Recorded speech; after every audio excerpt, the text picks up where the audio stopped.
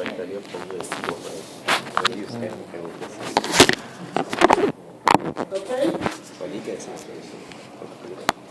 Go on to question number 3.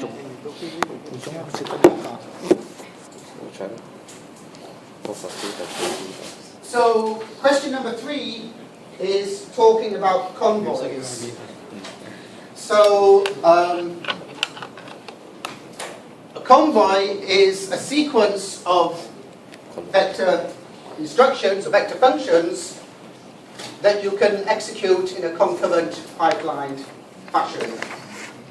Okay, so if you have chaining, then you can have different functions within the convoy, and the elements can be the functions can be changed, so the elements can go from one functional unit to another functional unit within the same convoy. But one thing about a convoy is that you have to be able to execute the convoy without structural hazards. So we've already come across the term structural hazard before. Structural hazard is when you have two functions or two instructions that want to use the same functional unit, and maybe you only have one of those functional units available. Okay, so in this particular question, we're told that the vector processor has one copy of each vector functional unit. So we have one multiply unit for vectors, we have one add unit for vectors, and so on. So we're given a code sequence, and first of all we're asked, what does this code sequence compute? And then we're asked, how can we take this code sequence and how can we lay it out in a convoy? Okay, so first of all we load the vector x into vector register VA, and we then multiply VA by a scalar constant which is in F1, and we get the result VB. We then load vector y into vector register VC. We multiply VC by another scalar constant to get VD. And then we add together VD and VB to get VE.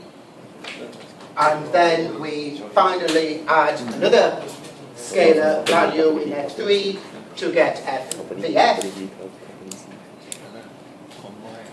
And finally we store the contents of register VF into the result.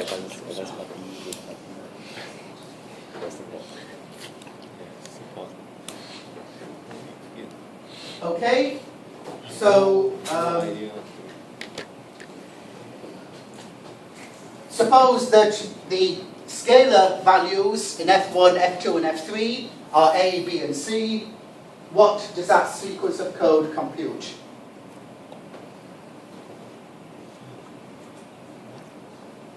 Okay, what does it compute? In terms of X, Y and A, B and C, what does it compute?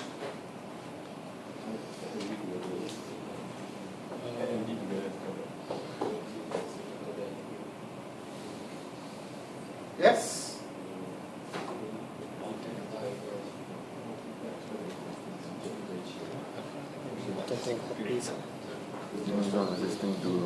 Okay. So we take the vector x, we multiply it by the scalar value A in F1. We take the vector y, we multiply it by the scalar B in F2, and then we add the scalar value C in F3. Okay, so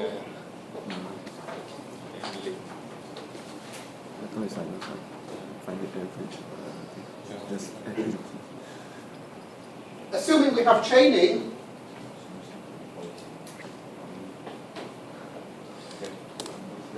to execute this sequence of instructions, how many convoys do we need? Can we put it all in one convoy? Or do we need 2 convoys, or 3 convoys, or 5 convoys? How many convoys do we need?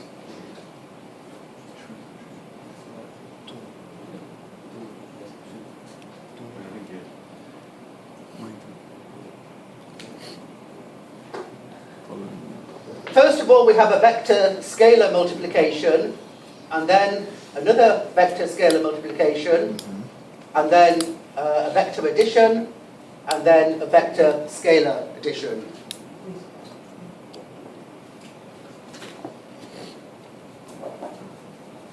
How many convoys do we need?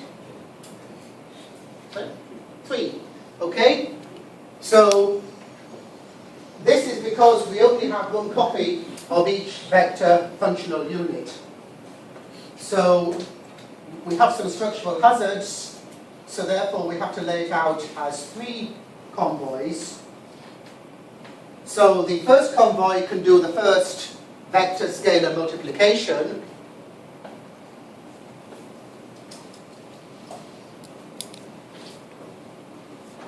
Okay, so we can load the vector into vector register VA, and we can multiply it by the scalar in F1. That will use the floating point multiplier. The next operation we want to do is also going to use the floating point multiplier. Okay, so we can't chain it. You can only perform chaining if it's chaining from one functional unit to another functional unit. Okay, so you can't, if we only have one floating point multiplier, we can't chain to itself. So the next convoy, well, the next operation has to be put into a separate convoy. Okay, so here we can load vector y into register VC. We can multiply by the scalar in F2. But now we have a separate multiplier and a separate adder, so we can chain from the multiplier to the adder, okay? Because they're separate functional units. So, so the addition, the vector-vector addition, can be part of the same convoy.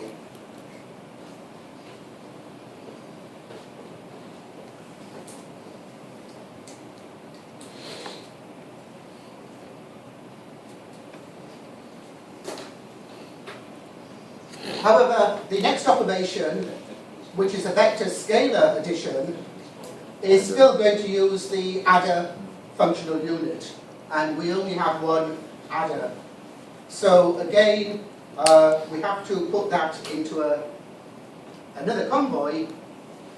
Okay, so the vector scalar addition, where we take the value of VD that we've computed, and we add together the scalar in F3, then that has to be a third convoy, again because we're already using the adder for the second convoy. Okay, and then we can store away the result. One multiplier, so the first one use one convoy to do one. The second one use one, so it's the second convoy. So at the same time, let's use the adder. The third one use adder, so you have the next convoy. Logically,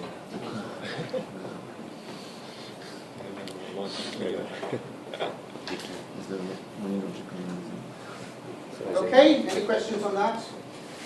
Is it that you put in logical?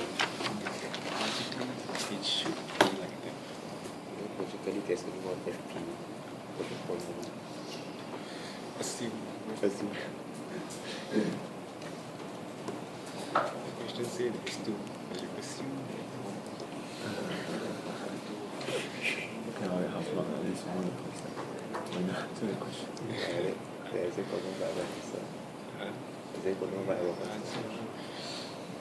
Was proof. My phone set your target, assume find answer specific.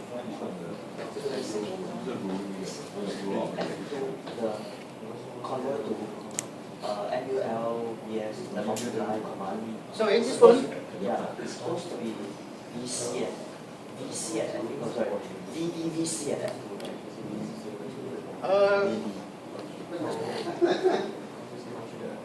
Just right. VD and VB. VDVC. okay.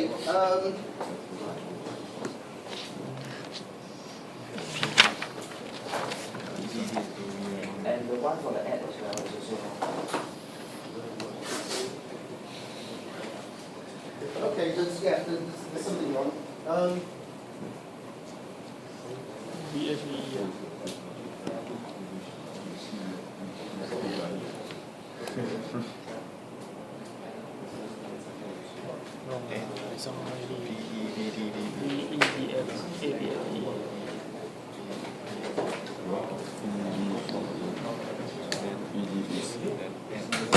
Yeah, so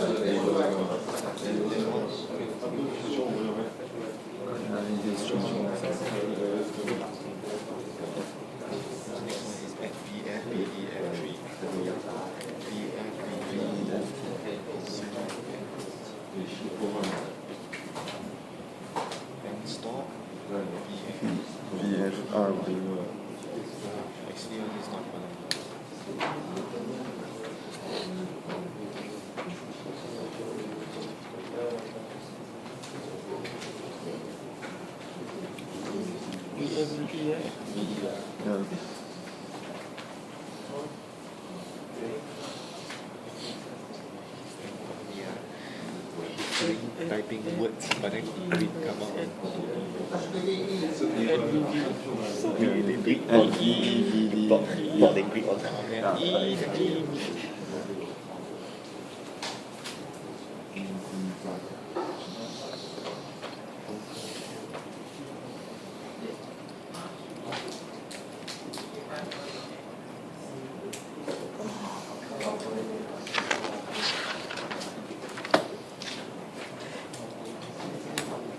Is that right now?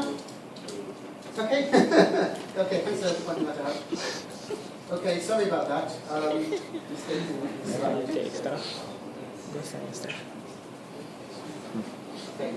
Anyway, the principle is the same, but I just got some of the registers wrong. Okay.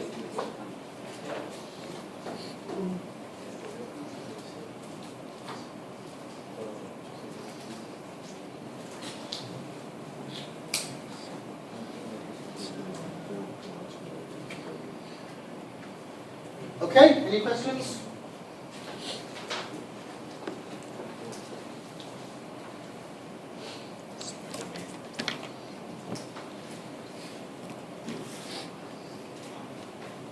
Okay, then question number 3 says that suppose we have very long vectors, how many cycles will it take to execute each floating point operation? Okay, so what is the average cycle time per floating point operation? Okay, can anybody tell me the result for this? What will the cycle time? So we have 3 convoys. So within each convoy, we can execute the instructions in a pipeline way, chaining from one functional unit to the next. But we have to complete the first convoy before we can go on to the second convoy and then the third convoy. So altogether, how many cycles will it take, and how many floating point operations does it compute, and what is the average cycle time per floating point operation?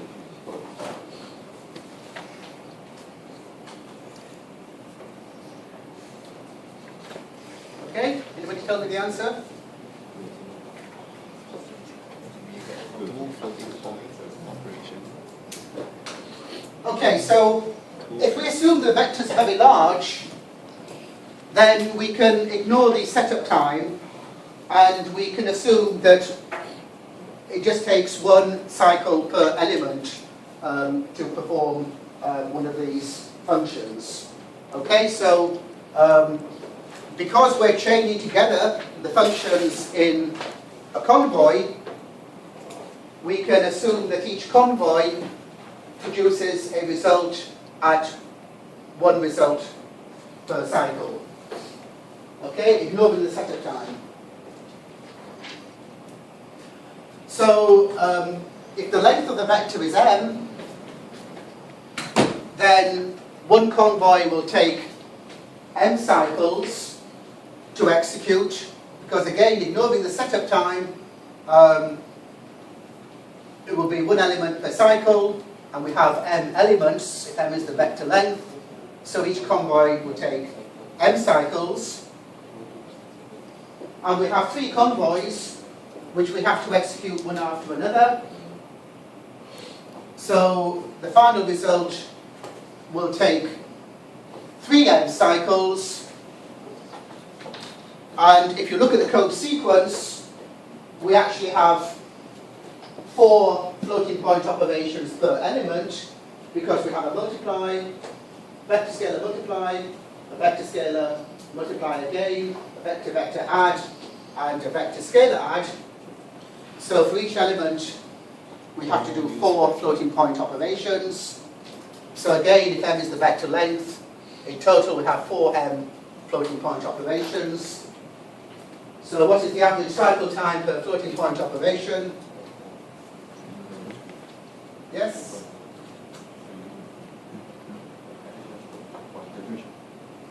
Average cycles per floating point operation. Okay, it's just going to be 3/4. Okay, we take 3 cycles for 4 floating point operations. So average cycles per floating point operation is 3/4. Okay, any questions on that? So we have m is a vector length, right? And 3 Each convoy will take 3. Each convoy is 3 convoys 3. The 3 convoy you take from the previous one, or Yeah, it's from the previous one. yeah. and we got 4 But what is for vector 1, 2, vector scale multiply, and Multiply? Okay, so Oh, this one question number 4. I'm not going to go through this in detail because it's meant as a self-study question. You're asked to read about at least one vector computer. how can you just take the number of So, convoys, 2 suggestions you might read about. floating point One would be Cray machine. So as I said, the Cray was one of the very early vector computers. I'm not going to go into the details of the architecture here. You're encouraged to read about the Cray architecture in one of the books. So this gives you some features about the Cray architecture. Okay, so please have a look at either that one in one of the books, or if you want to read up about a more modern vector computer, you know what the other time, another more good like example those you might use, shopping or centre might just for you study. to chill, sit down. Actually, this is not so modern because this is 2003, but it's relatively modern compared to the Cray. So the NEC vector supercomputer, again, you might want to look at this in one of the books. Nespresso. That's why they get the idea. NEC Nespresso machine. Okay, so That's it I'll also. stop at that point. Thank Idea you. from Cray. What happened to the attendance sheet? Everybody signed it? No? Version 1 tu tak dapat sangat. Habis. question 1 and 2 tak nak buat. And then you go, wow, the barcode was quite Kau tahu buat? amazing. Have you sent? Yeah, I said. Hey, you know how to do question 1 and 2 right? You know how to do question 1 and 2? You know how to do question 1 and 2? I think I don't know. I will come to you, you will do it. Sure, I'll check it out. Once we settle all our assignments and This week, Next week, next week by the end of next week, have to finish. But I see all the reports. next week is the computer architecture report. well, architecture is 2 more weeks, right? 2 more weeks, right? No, so 4 more weeks.